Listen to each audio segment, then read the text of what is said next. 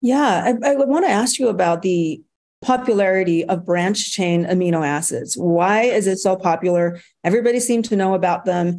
And I know they're not as well absorbed, but what is the story? Why is it so popular? So it actually isn't absorption because they're absorbed well.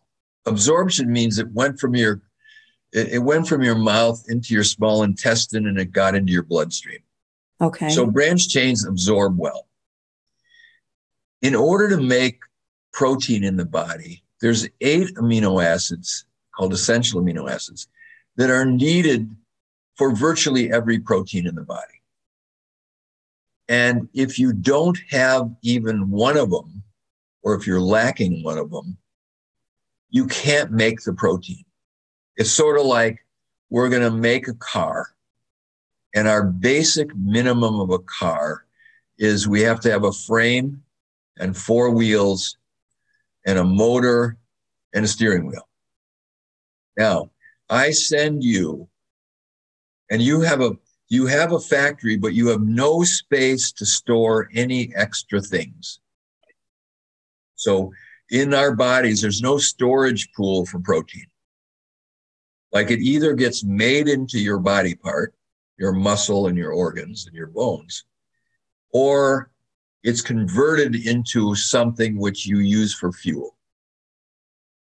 So when the proteins come in, either they become structure or the body uses them for fuel or they get stored as fat. But those are the two choices. Now, if I sent you 100 wheels and 25 steering wheels and 25 motors and 10 frames, you could only make 10 cars. Right. And you'd have a lot of wheels left over that you couldn't use. And so you'd have to get rid of them from your factory lot because you have no way to store them.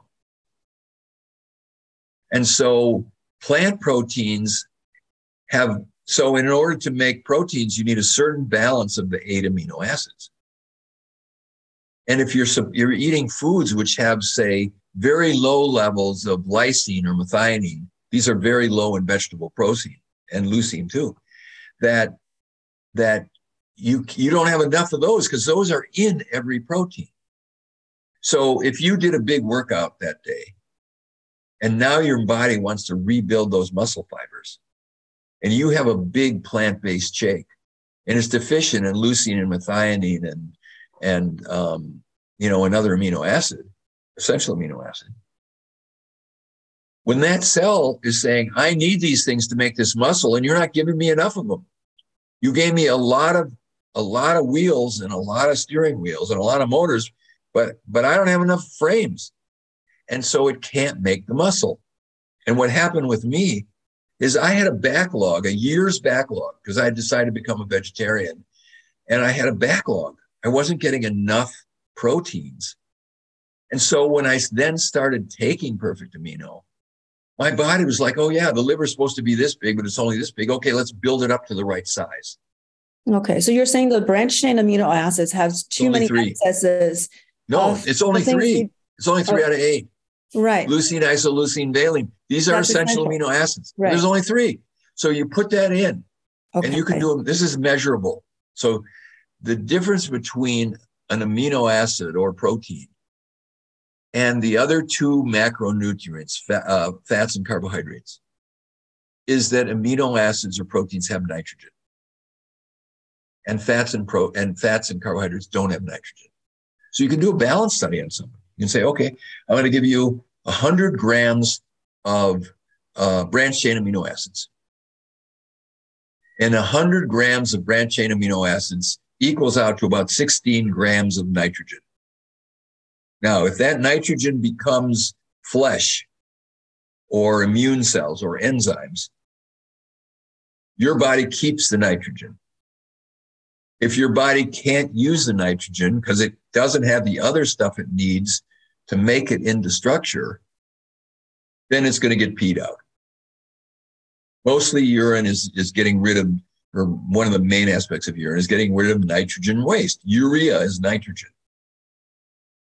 A BUN is blood urea nitrogen. It's the nitrogen waste that's going to your kidney that you got to get rid of.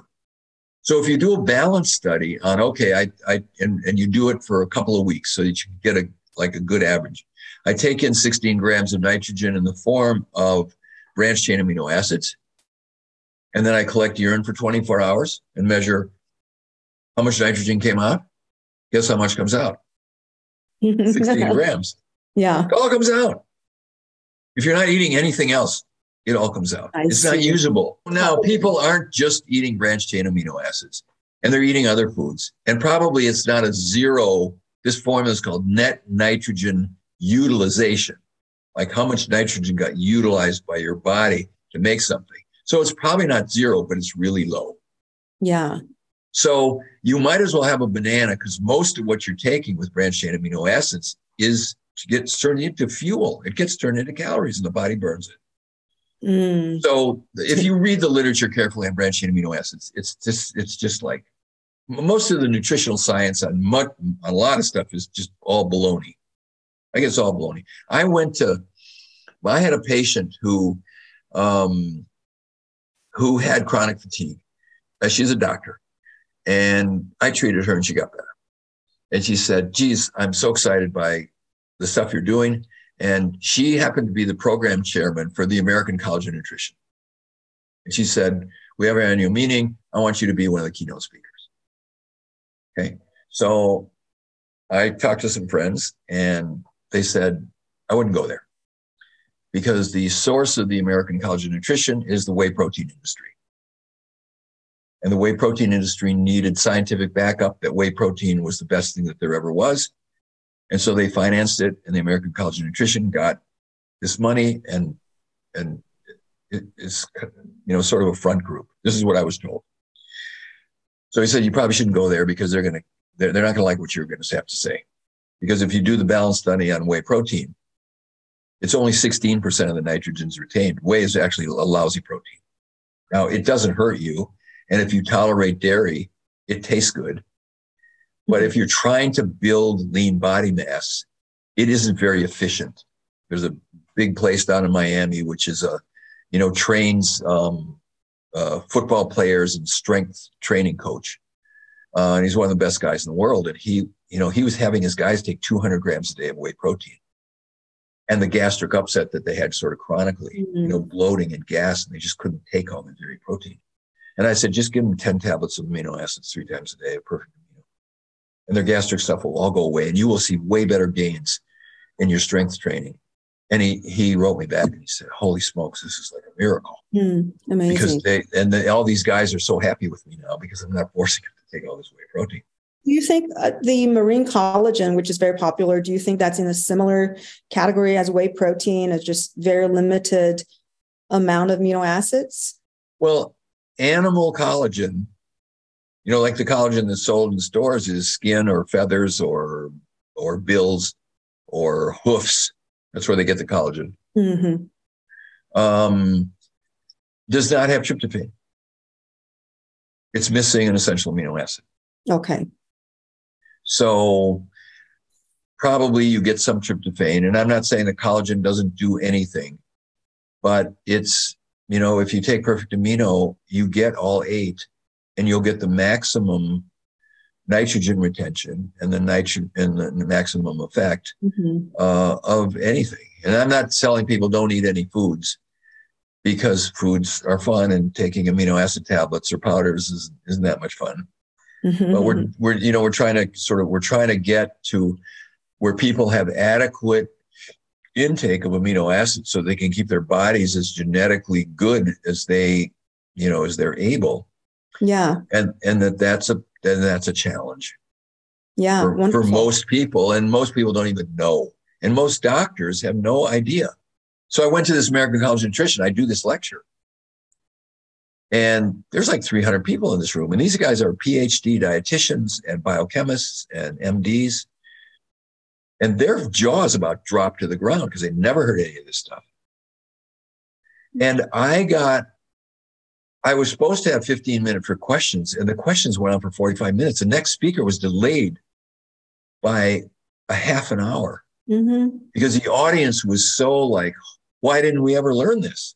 Yeah. Yeah. That's how And I listen to your lectures.